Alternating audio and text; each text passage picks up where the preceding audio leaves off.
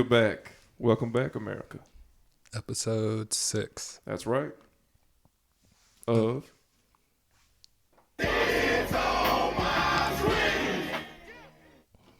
And we've seen more movies. yes, we have interesting movies this week. Don't you think? I think every week they've been pretty good, but especially this week. Yes, especially this week. Which one would you like to, review first? You can choose. Let's go with In the Soup. Okay. Yeah. So In the Soup. first, I recommended you In the Soup. You did. Well, first of all, as always, why'd you recommend it? I hadn't seen it, and I think I had seen a couple clips on Instagram, and I thought it looked kind of cool. So, yeah, I was just like, let's do a movie we both haven't seen. And I enjoyed it. I thought it was pretty cool. I thought it was cool as well. I liked seeing Steve Buscemi in a different role.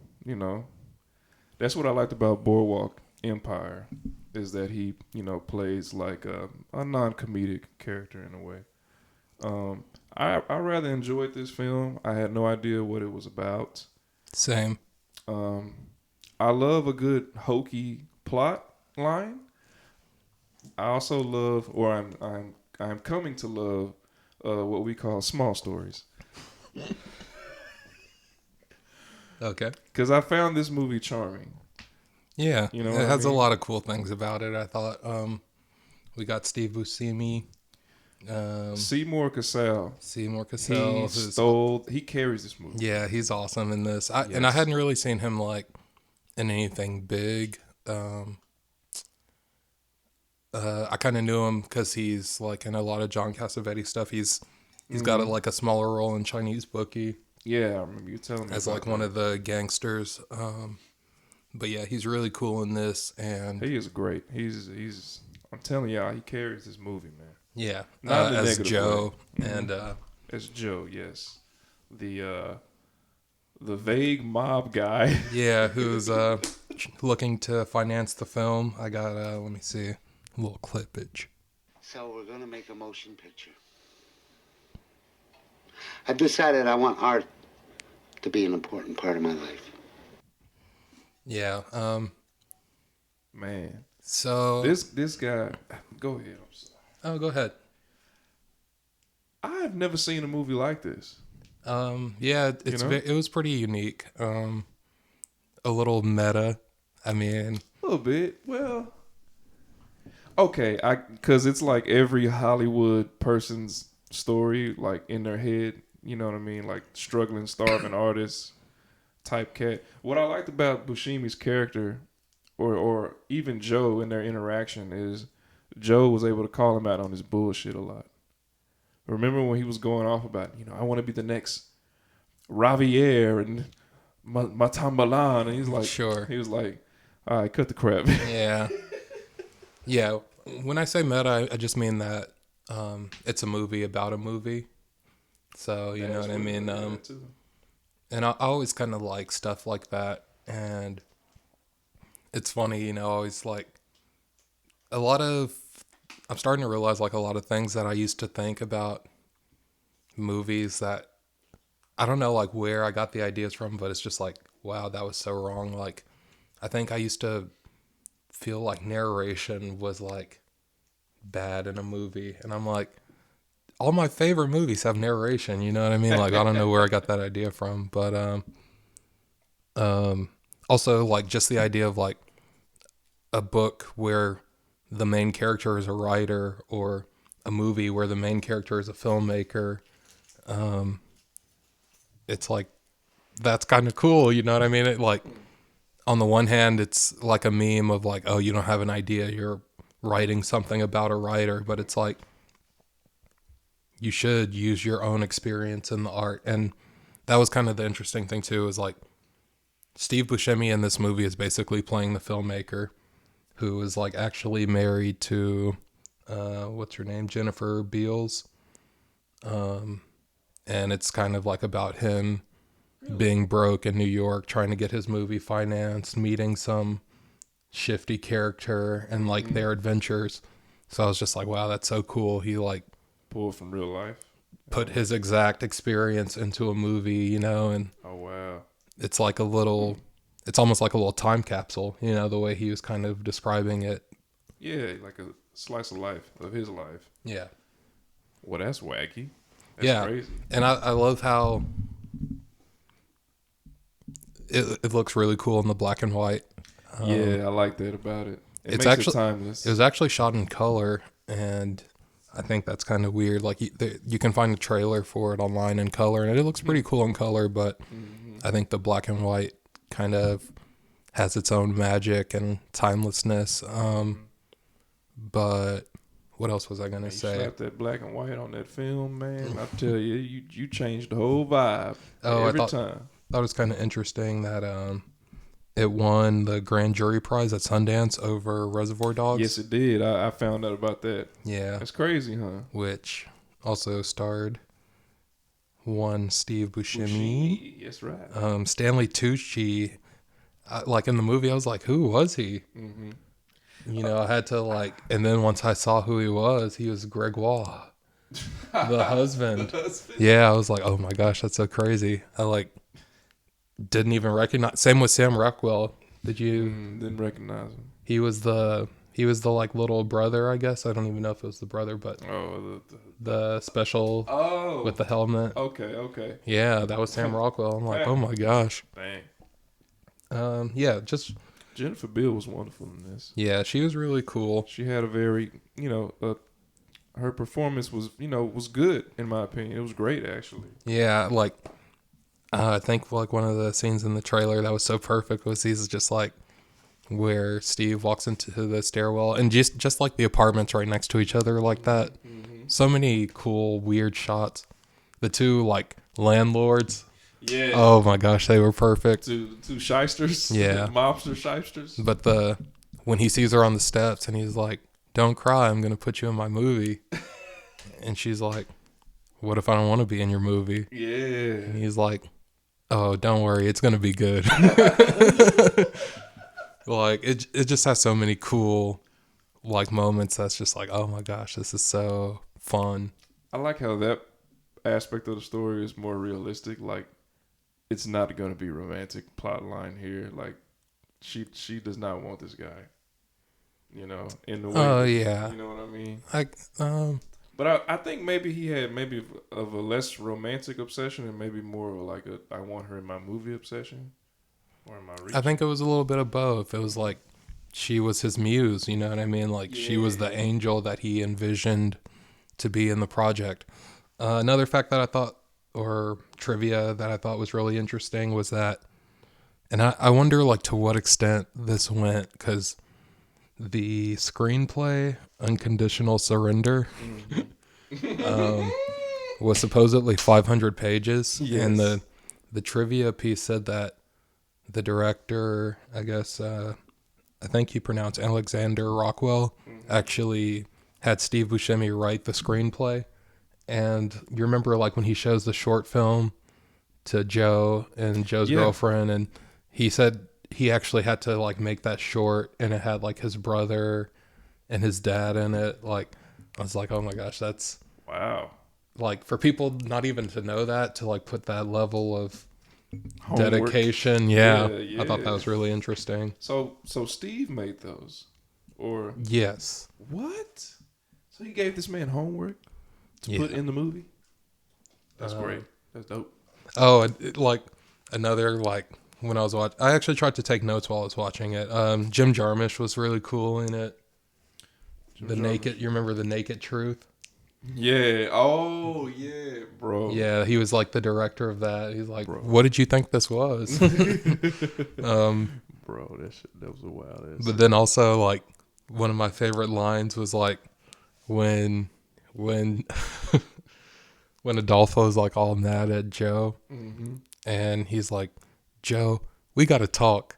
And then at that instant, the phone rings, and Joe's just like, you see, something always comes between us.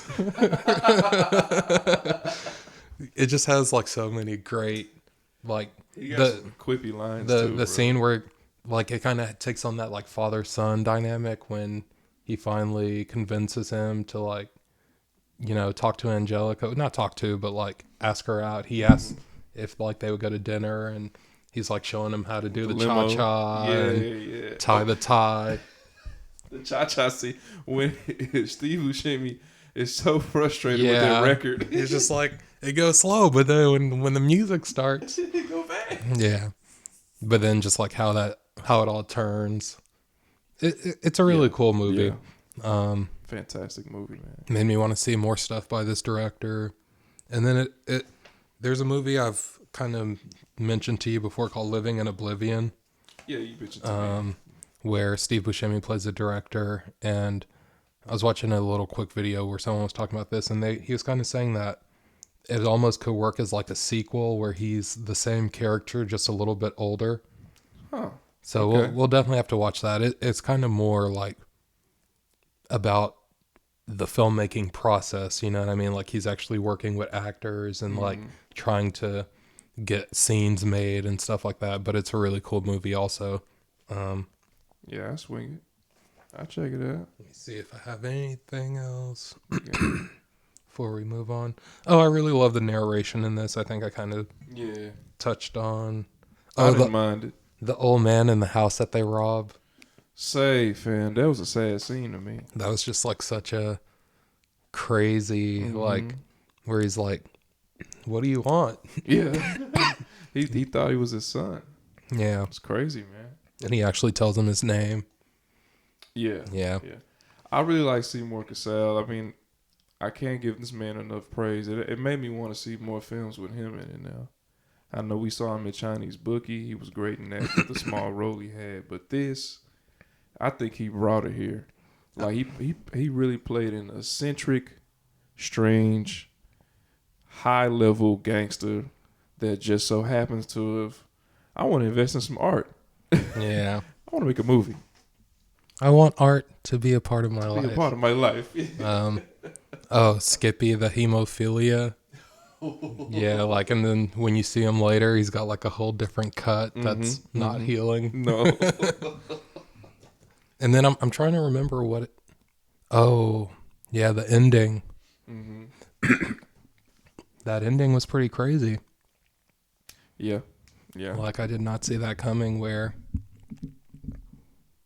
that just happens like that. And oh my gosh, yeah.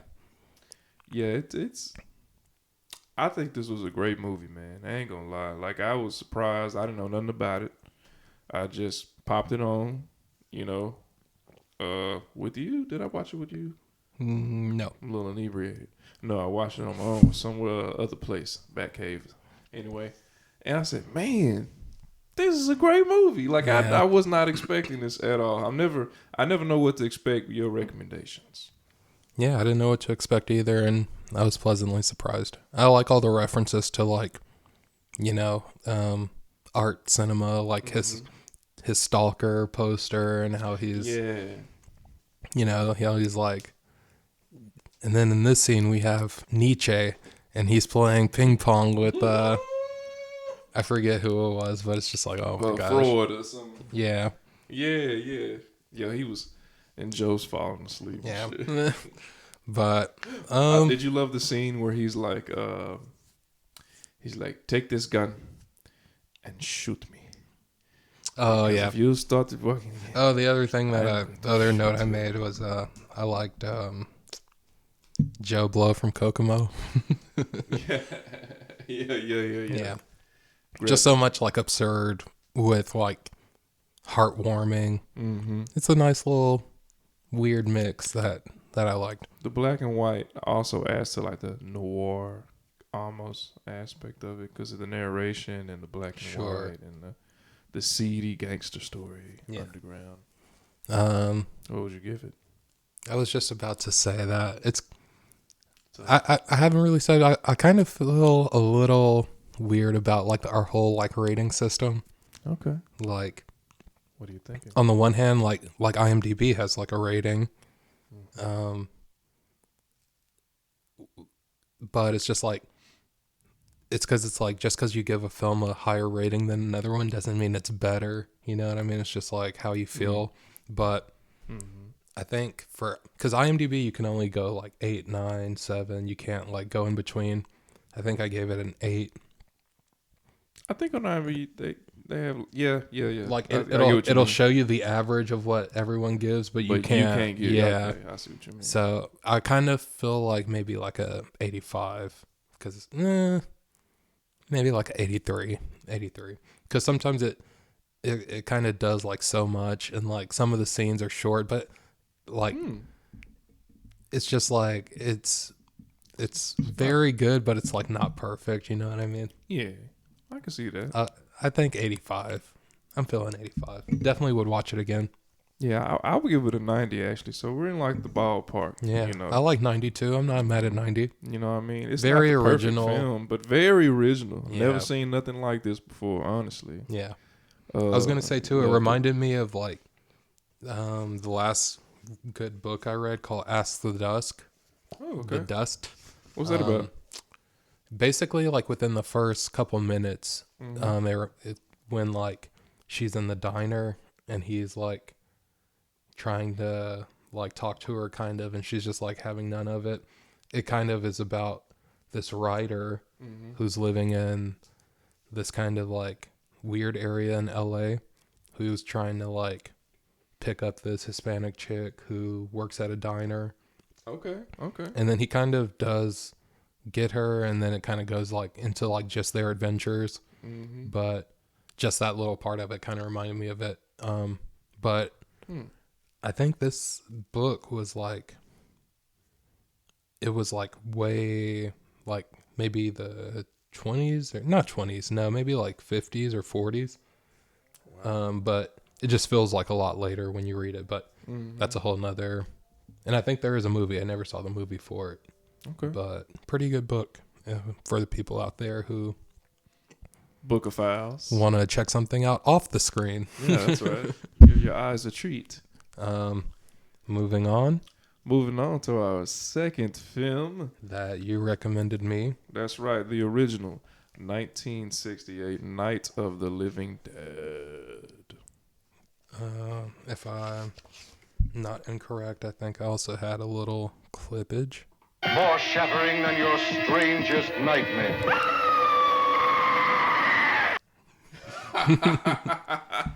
Yeah. So, had you seen it? I have seen this movie before, and why I thought you would like it because I think you were a little apprehensive about zombie movies.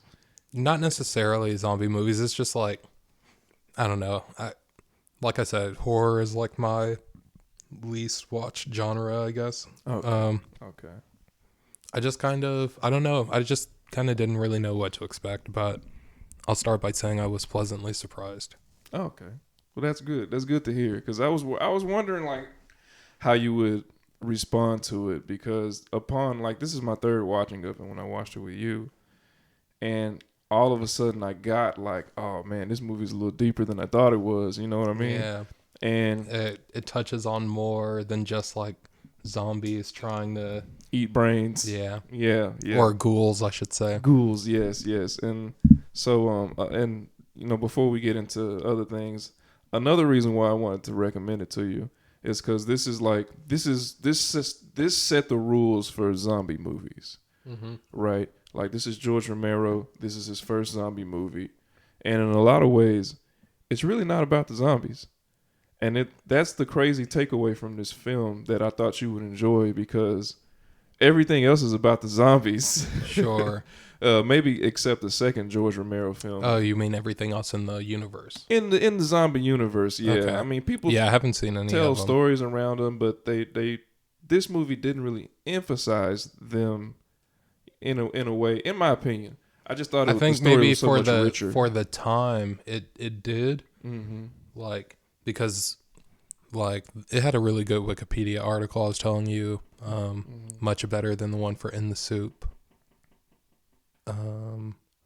But yeah, I think like a lot was said about how violent it was for the time, you know what I mean?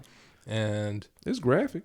yes, I like that. I like that. They eat that flesh. and it's a real indie production, you know, and that's one thing that's the part of horror that I can appreciate is like a lot of the horror directors are like very resourceful, and it's you know, it's indie filmmaking, you know what I mean? Filmmaking, yeah. Shoestring budget. Like one of the, I don't know if you ever read like the Trauma book. I haven't seen that many of the Trauma movies, but I haven't seen that many of them either. Yeah. But I know they have a good book. I think Lloyd Kaufman, Make Your Own Damn Movie. Yeah. Did they like- make Trolls too?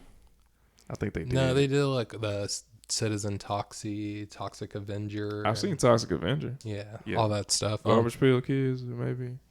I don't know. I don't know. But anyway, yes, I thought this was very good.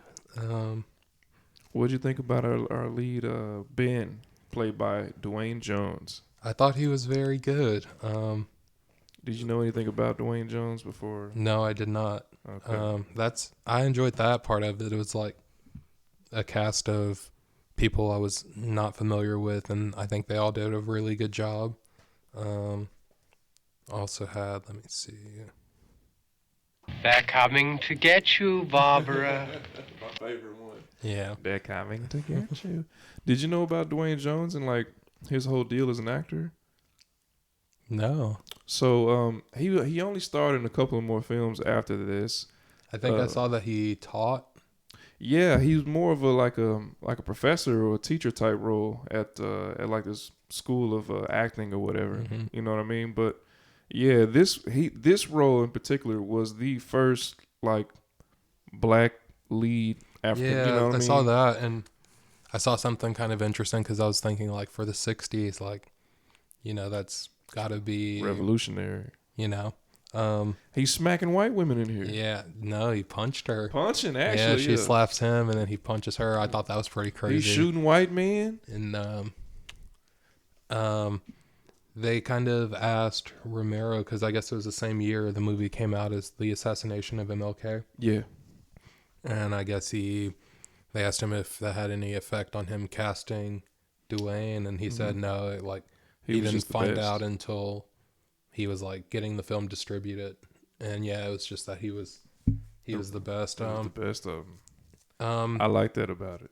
You know. I saw that Russo, the guy who like co-wrote the screenplay with Romero, they had like a disagreement on the direction it should go after this came out.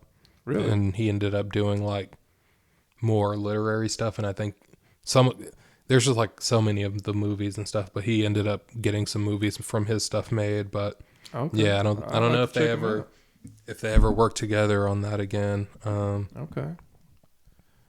Oh, I thought it was cool that Cooper and his wife, they were like, basically like people from the production company, like a couple that ran, you know what I mean?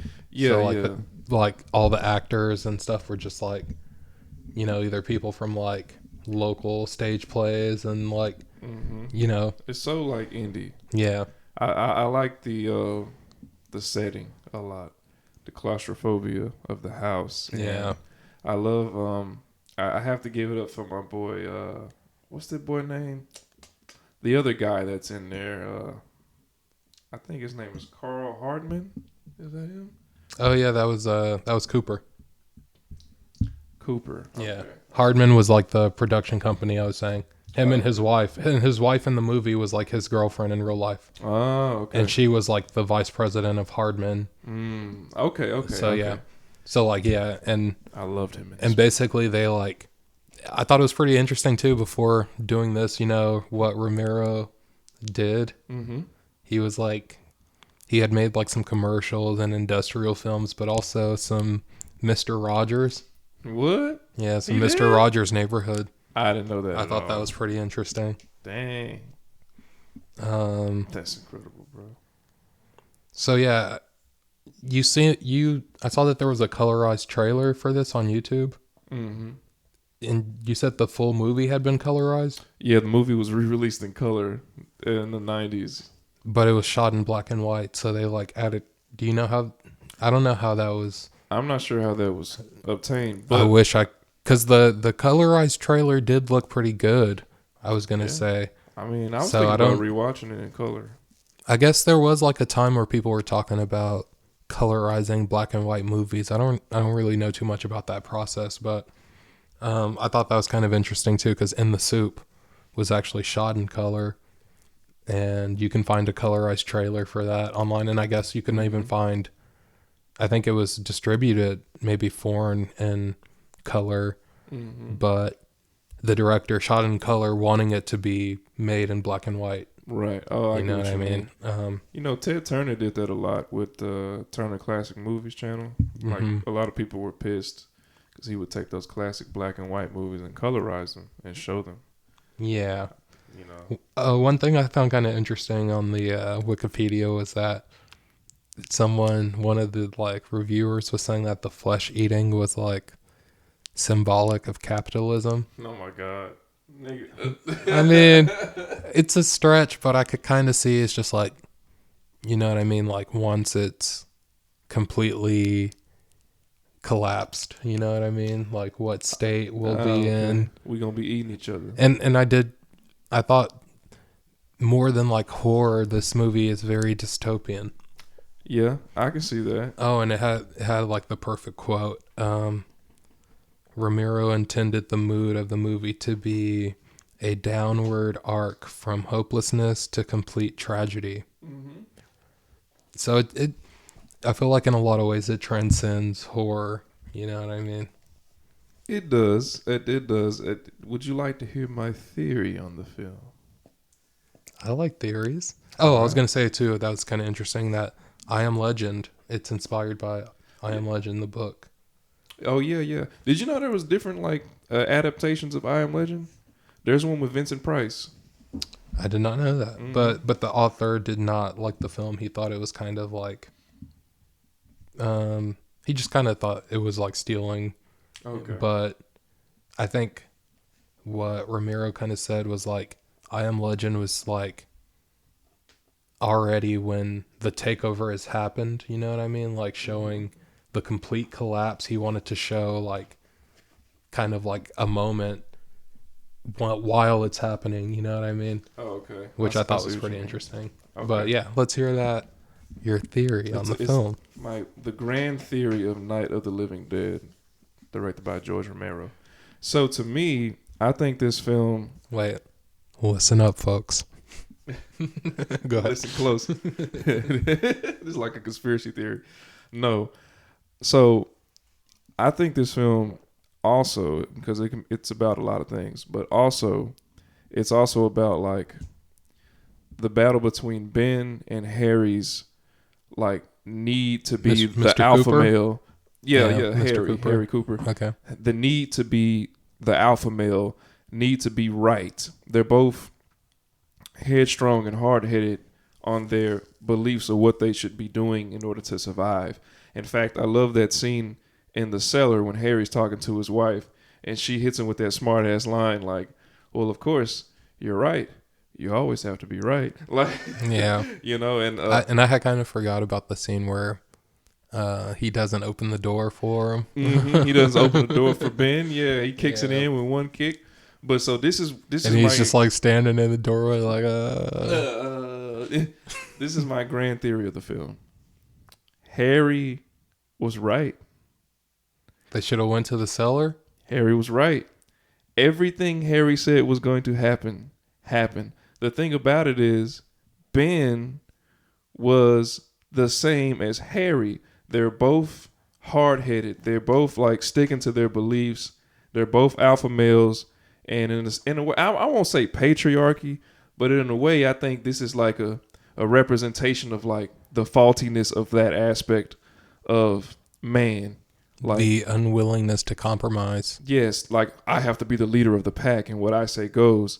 So Harry was correct. Harry said, you can board up the windows and all that all you want. I'm telling you, 5 of them flipped over my truck. And then I'm sorry, but how did Harry die? Harry got shot by Ben. That killed him? Yeah. Oh, wow. Okay.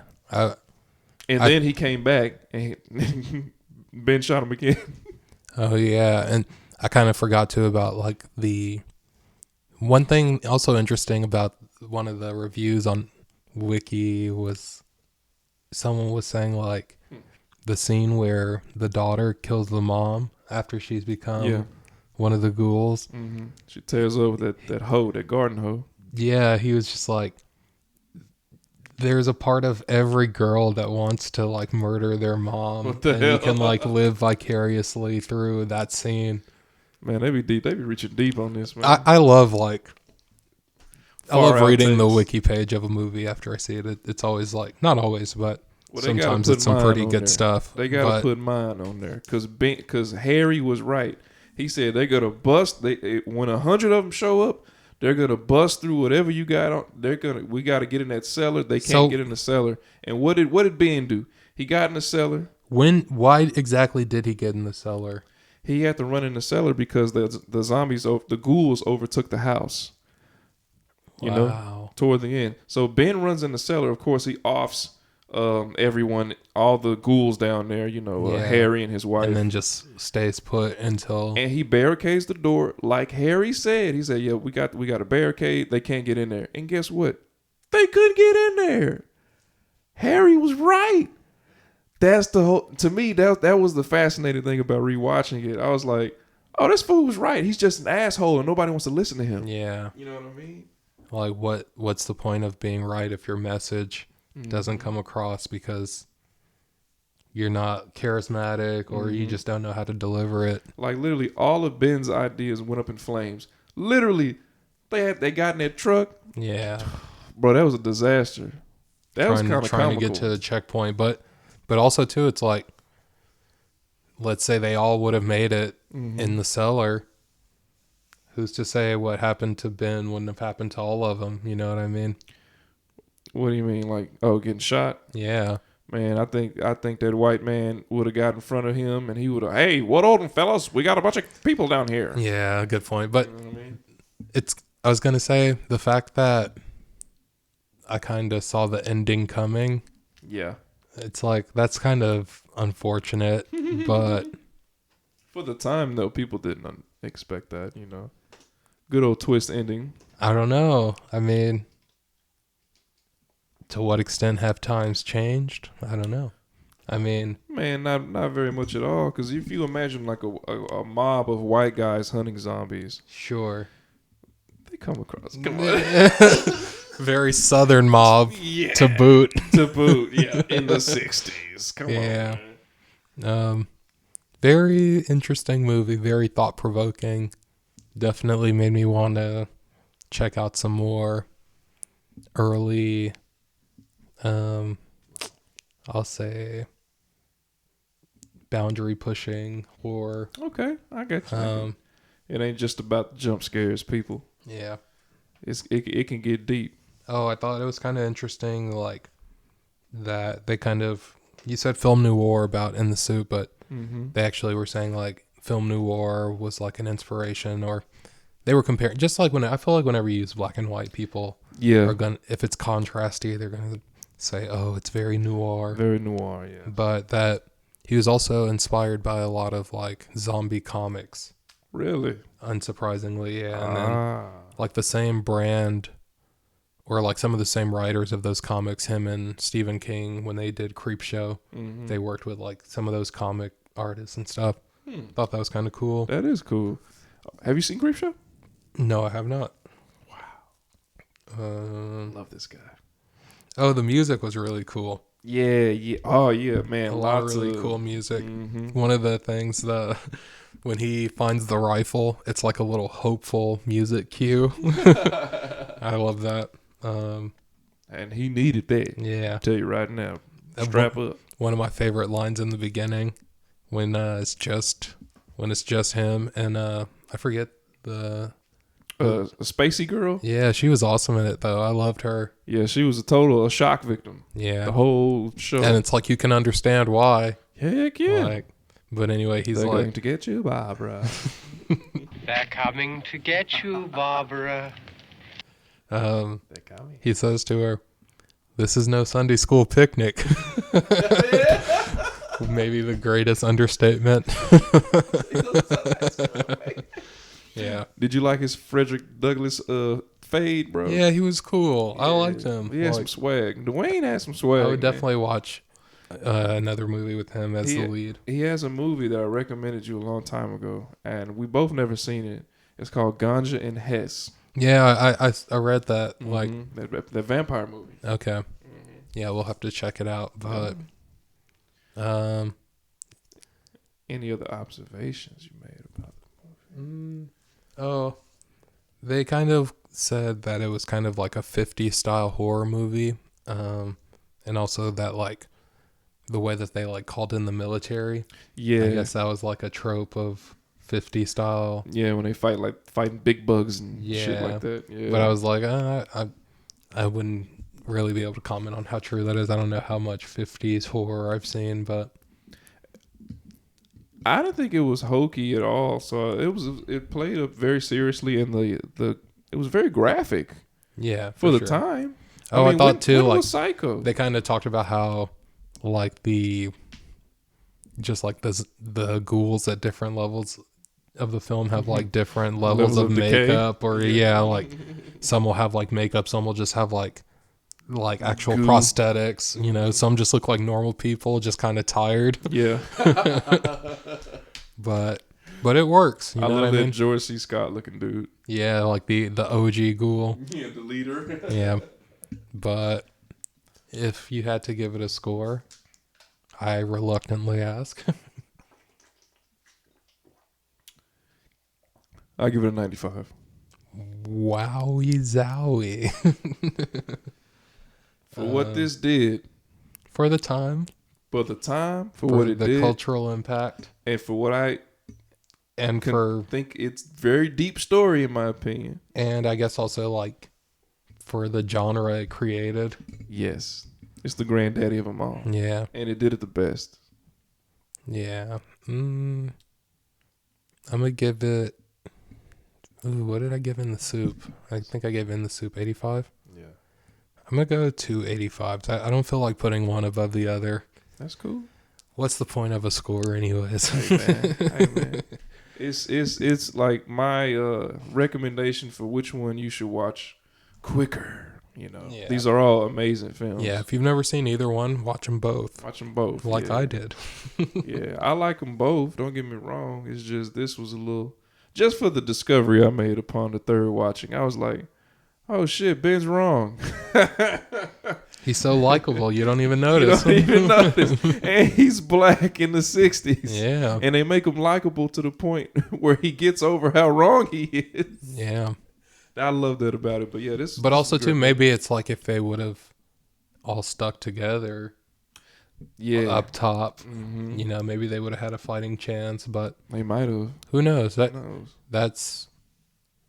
I feel... You know, I was kind of thinking, too, when I was watching it, I was like... It was really, it was really, really compelling when it was just the two of them. And then when it, like, introduced more people... And they all died. I was kind of like, did it just introduce them all to kill them? But it's like, yeah, you kind of need. But a lot of them died because of like something that represented them, like karma, or like Barbara. You know, her brother comes back and she just her shock overtakes her. Yeah, she's like, oh, she's just so damn shocked. He just, whoop, come on, bitch, I'm gonna eat you.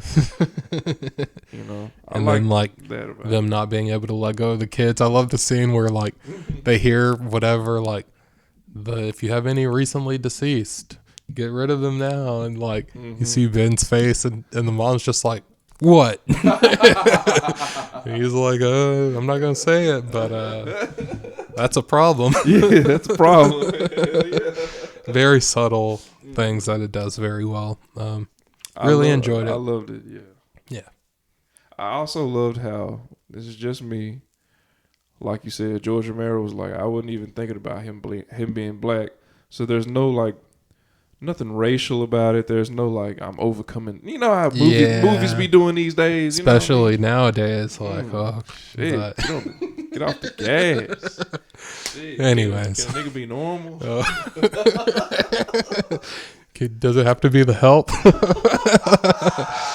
Anyways. After school specials, too. Anyways, okay. Anyway. More shattering than your strangest nightmare. Until next time. You know what I mean? It's on my swing.